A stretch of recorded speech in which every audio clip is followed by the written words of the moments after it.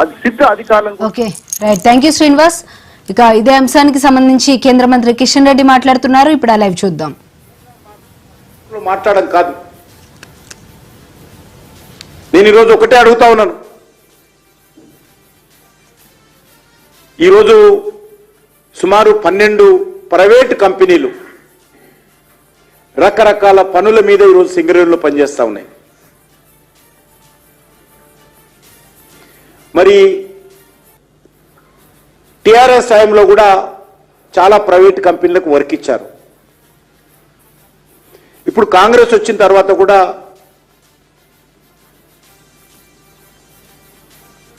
ఎవరిచ్చారో లేదో తెలుసుకోవాల్సినటువంటి అవసరం. కానీ ఏ రోజు కూడా కేంద్ర ప్రభుత్వానికి ఎవరు ఎక్కడ పనిచేస్తున్నారో ఏ రోజు కూడా చెప్పరు. మాకు సంబంధించినటువంటి 2 డైరెక్టర్లు బోర్డు మీటింగ్ అయినప్పుడు కూడా మేము మా డిసెంట్ నోట్ ఇచ్చేసేవాళ్ళం. ఏదైనా అబ్జెక్షన్ రేజ్ చేస్తే మెజార్టీ వాళ్ళది ఉంటుంది కాబట్టి 7 ఇద్దరే కాబట్టి బుల్డోజ్ చేస్తూ నిర్ణయాలు తీసుకుంటారు. అది కూడా మాకేం చెప్పరు. మా మినిస్టర్ ఏ బోర్డు మీటింగ్లో ఏమవుతుందో నాకేం తెలుసుకోవాల్సిన అవసరం లేదు, నాకేం చెప్పరు.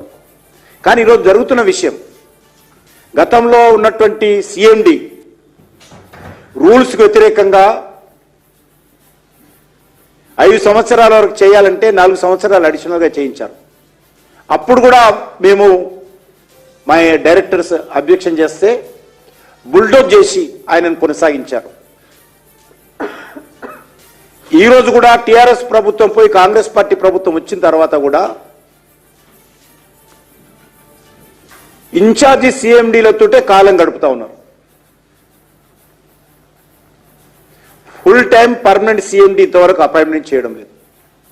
ఇదేదైనా మా బోర్డు మీటింగ్లో మేము రేజ్ చేస్తే అది మేము డిసెంట్ నోట్ ఇవ్వడమే తప్ప మేము చేసేది ఉండదు. ఎందుకంటే ఇది పూర్తిగా గత అనేక సంవత్సరాలుగా సింగరేణిలో రాష్ట్ర ప్రభుత్వం యొక్క పెత్తనమే, రాష్ట్ర ప్రభుత్వం యొక్క అధికారమే చెలామణిలోకి జరిగేది.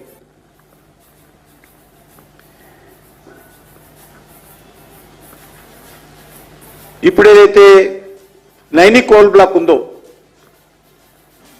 అక్కడ 17 కంపెనీస్ విజిట్ చేశాయనేటువంటి విషయం తెలుస్తుంది. నేను మాకు ఆఫీసర్స్ కమిటీ కూడా ఈరోజు పంపించాను, మీకు పంపించాను డీటెయిల్స్. నేను 17 కంపెనీస్ సైట్ విజిట్ చేశాయి. ఇంకా దానికి జనవరి 29 వరకు టైం ఉంది. ఇంకా టైం అయిపోలే. ఒరిజినల్గా ఈ టెండర్ ప్రక్రియకు సంబంధించినటువంటి ప్రక్రియ చేయడం కోసం జనవరి 29 వరకు టైం ఉంది.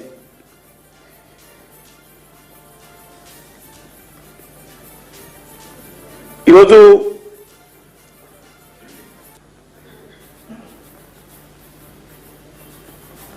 గతంలో కూడా ఈ నైని కోల్ బ్లాక్ సంబంధించినటువంటి టెండర్ ప్రక్రియ జరిగింది బీఆర్ఎస్ హయాంలో, కేసీఆర్ ముఖ్యమంత్రిగా ఉన్నప్పుడు ఒకసారి. కానీ ఆ రోజు ప్రక్రియ మధ్యలోనే ఈరోజు ఎట్లయితే ఆపారో ఆ రోజు కూడా ఆపడం జరిగింది. L1కి ఇవ్వడానికి ఆ రోజు కూడా కేసీఆర్ సిద్ధంగా లేకుండే మధ్యలోనే టెండర్లు రద్దు చేశారు. 2015లో కేంద్ర ప్రభుత్వము ఈ నైని కోల్ బ్లాక్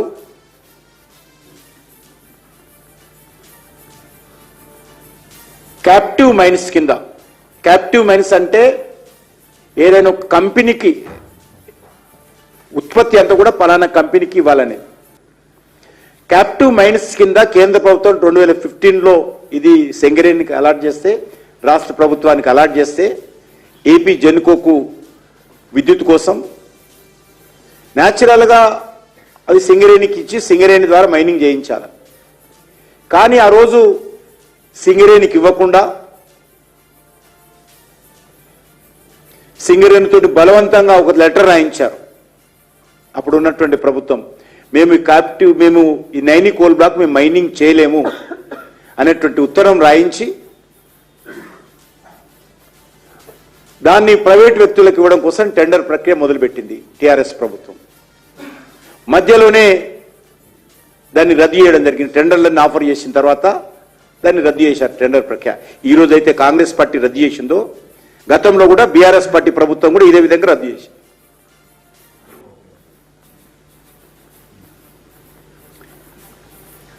ఇప్పుడు కాంగ్రెస్ పార్టీ ప్రభుత్వము టెండర్ల ప్రక్రియలో ఒక కొత్త సిస్టమ్, అంటే గతంలో ఇటువంటి కొన్ని ప్రాంతాలు ఉన్నప్పుడు కూడా సైట్ విజిట్ అనేటువంటిది జనరల్గా పెడతారు. ఎందుకంటే ఎక్కడ కోల్ మైన్ ఉంది, అక్కడ ఫారెస్ట్ ఎంత ఉంది, రోడ్డు కనెక్టివిటీ ఉందా లేదా, చాలా కంపెనీలు ఏమీ చూడకుండా